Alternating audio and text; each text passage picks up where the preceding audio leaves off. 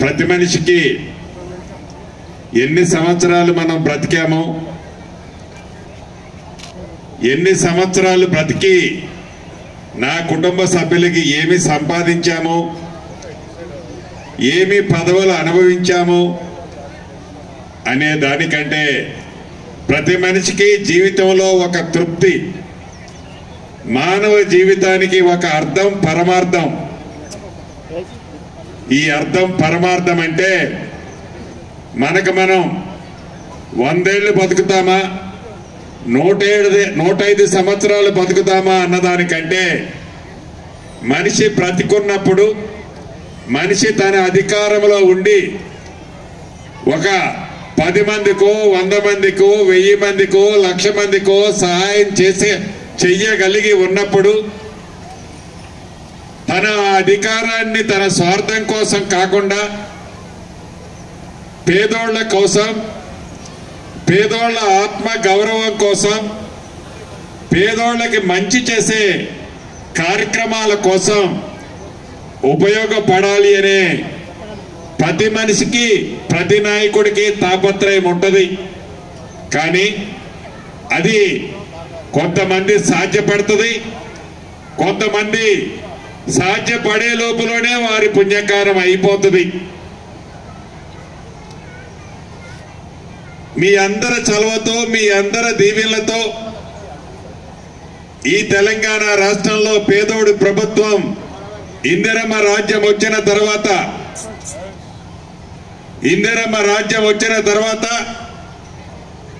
ఏవైతే గౌరవ ముఖ్యమంత్రి రేవంత్ రెడ్డి గారి నాయకత్వంలోని ఈ ప్రభుత్వం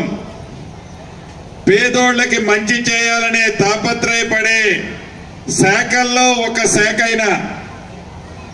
ఈ ఇళ్ల కార్యక్రమం, హౌసింగ్ కార్యక్రమం శాఖ నాకు వచ్చింది.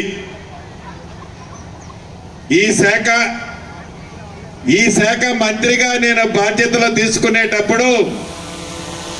అంతకుముందు రాష్ట్ర విభజన జరగక ముందు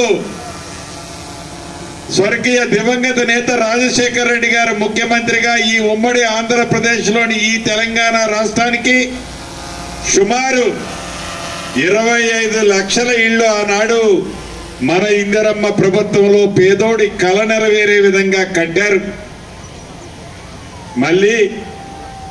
మళ్ళీ రాష్ట్ర విభజన జరిగిన తర్వాత 10 సంవత్సరాల పరిపాలనలో ఇల్లు కట్టడం అట్లా వదిలేయండి, ఆ డిపార్ట్మెంట్ ని ముక్కలుగా చిన్న పీలికలుగా చీల్చి చెండాడి హౌసింగ్ డిపార్ట్మెంట్ అనేది లేకుండా ఆనాడు మహాప్రభు ఆ దొరవారు చేశారు. ఈ శాఖ మంత్రిగా నేను అయిన తర్వాత ఏవైతే వాగ్దానాలు చేశామో, ఏవైతే హామీలు ఇచ్చామో, ఇచ్చిన హామీలలో ఈ ఇందిరమ్మ ఇళ్ల కార్యక్రమం ప్రతిష్టాత్మకంగా పేదోడి కల నెరవేరే దాంట్లో భాగంగా ఇల్లంటే ఏదో పునాదులు తీసి 4 ఇనుప సువ్వలు పెట్టి ఒక గంపడ కంకర, ఒక గంపడ ఇసుక, ఒక అరకట్ట సిమెంట్ వేసి కడితే ఇల్లు కాదు. ఒక 100 ఇటుకలు పెట్టి పేర్చి 2 దారబంధాలు పెట్టినంత మాత్రంలో అది ఇల్లు అయిపోదు. ఇల్లుకి అర్థం పేదవాడి ఆత్మ గౌరవం, పేదవాడికి ఒక భరోసా, పేదవాడికి ఒక స్థైర్యం, ధైర్యం. ఆ ఇల్లు ఇవ్వాలని, ఆ పేదోడి భరోసాని భుజము తట్టి మేల్కొల్పాలని ఆనాటి ప్రభుత్వాలకి కనీసం జ్ఞానం లేదు. నిజంగా ఆ 10 సంవత్సరాలలో సంవత్సరానికి 1,00,000 ఇళ్ళు పేదోళ్ళకి కట్టించుంటే ఆ 10 సంవత్సరాలలో ఆనాటి తెలంగాణ ధనిక తెలంగాణ రాష్ట్రంలో రాష్ట్ర వ్యాప్తంగా ఒక 10 లక్షల ఇళ్ళు కట్టించి ఉండేవాళ్ళు. కానీ స్వార్థం కోసం కమిషన్లకి కకృతి పడి పేదవాడి ఆత్మ గౌరవానికి నేను మద్దతిస్తే, సహాయం చేస్తే, పేదవాడికి భుజము తడితే దాంట్లో నాకొచ్చే లాభం ఏముంది, నాకొచ్చే కమిషన్ నాకు రాదు కదా అని కేవలం ధనార్జన కోసం, కేవలం కమిషన్ల కోసం ధనిక తెలంగాణ రాష్ట్రంలో ఫుల్లుగా డబ్బులున్నప్పుడు ఇళ్ళు కట్టకుండా కమిషన్ల కోసం కాళేశ్వరం కట్టాలనే ఆలోచన వచ్చింది. ఆ కాళేశ్వరం ఫౌండేషన్ వేసింది వాళ్ళే, ఓపెనింగ్ చేసింది వాళ్ళే. ఆ పైనున్న దేవుళ్ళు వారు చేసిన అరాచకాన్ని తట్టుకోలేక ఇంకా ఒక నెల 15 రోజులు ఎన్నికలున్నాయి అనగా వారు ముఖ్యమంత్రిగా ఉన్నప్పుడే ఆ కాళేశ్వరం కూడా కూలిపోయింది. చివరికి ఒక సుప్రీంకోర్టు రిటైర్డ్ జడ్జి గారిని ఎంక్వైరీ కమిషన్ గా వేస్తే ఆ కాళేశ్వరం భాగోతం కథలుగా విచిత్రంగా ఆ కాళేశ్వరం ఓపెనింగ్ అప్పుడు ఆ దొరవారు చెప్పాడు, ప్రపంచంలో 7 అద్భుతాలు కాదు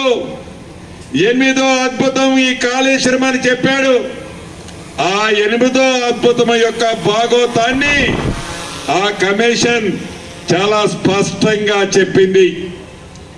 అటువంటి కట్టిన కాళేశ్వరం బదులు పేదవాడి ఆత్మ గౌరవానికి సంబంధించిన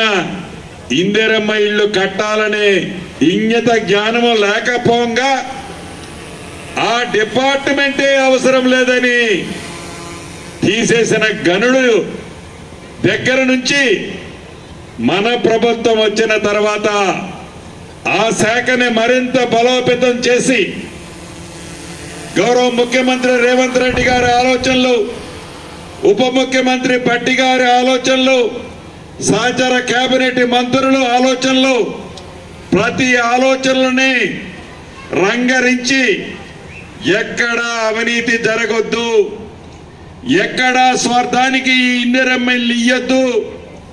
అర్హులైన పేదవాడై ఉంటే చాలు, వాళ్ళ ఆత్మ గౌరవానికి చిహ్నంగా ఉండే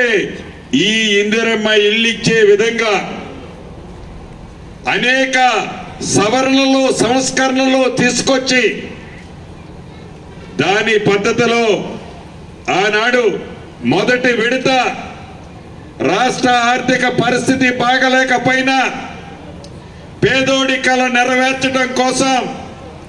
తల తాకట్టు పెట్టైనా ఇందిరమ్మ ఇళ్ళు 4.5 లక్షలు రాష్ట్ర వ్యాప్తంగా ఇస్తూ ప్రతి నియోజకవర్గానికి మొదట విడత 3,500 ఇళ్ళు ఇచ్చి, ఈ 3,500 ఇళ్ళు ఇచ్చినప్పుడు ప్రతిపక్ష నాయకులు ఎలాంటి కారుకోతలు కూశారో ఈ సందర్భంగా మీకు గుర్తు చేయాలా. ఈ కాంగ్రెస్ వాళ్ళట ఇందిరమ్మ ఇళ్ళు కాగితాలు ఇస్తున్నారు, అసలు వీళ్ళ డబ్బులు ఏడున్నాయి, ఉన్నంత అప్పు మేమే చేసిపోతే మీకేడకు అప్పేడ ఉంటుంది అని హేళనగా మాట్లాడారు. చాలా చిన్నబుచ్చుకునేటట్టు మాట్లాడారు, కొవ్వెక్కిన అహంకారంతో మాట్లాడారు. అయినా ఎక్కడా తొనగకుండా బెనకకుండా ఇచ్చిన మాట నెరవేర్చాలని తపనతో, పేదోడి కళ నెరవేర్చాలని ఆశయంతో ప్రతి సోమవారం రోజుకి 2 సార్లు మనం భోజనం చేసేది, ఒక పూట నాకు మిస్ అయినా పర్వాలేదు, ఇల్లు కట్టుకున్న పేదవాడు రాష్ట్రంలో ఎక్కడా ఇబ్బంది పడొద్దని ప్రతి సోమవారం వారి కట్టిన ఎత్తును బట్టి ఫౌండేషన్ అయినా, స్లాబ్ లెవెల్ కట్టిన, స్లాబ్ వేసిన, కోఆపరేషన్ పూర్తయినా అన్న మాట ప్రకారం ప్రతి సోమవారం నా పేదవాడి కళ నెరవేరే దాంట్లో భాగంగా డబ్బులు కూడా వేస్తూ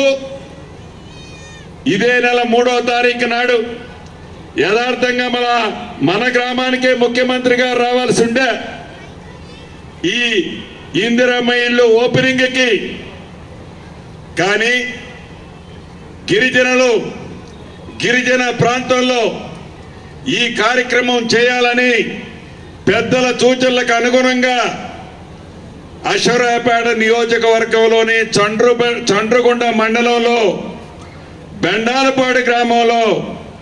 ఈ నెల 3వ తారీఖున గౌరవ ముఖ్యమంత్రి రేవంత్ రెడ్డి గారి చేతుల మీదుగా అక్కడ ఇందిరమ్మ ఇళ్లు ఓపెనింగ్ చేసుకున్నాం.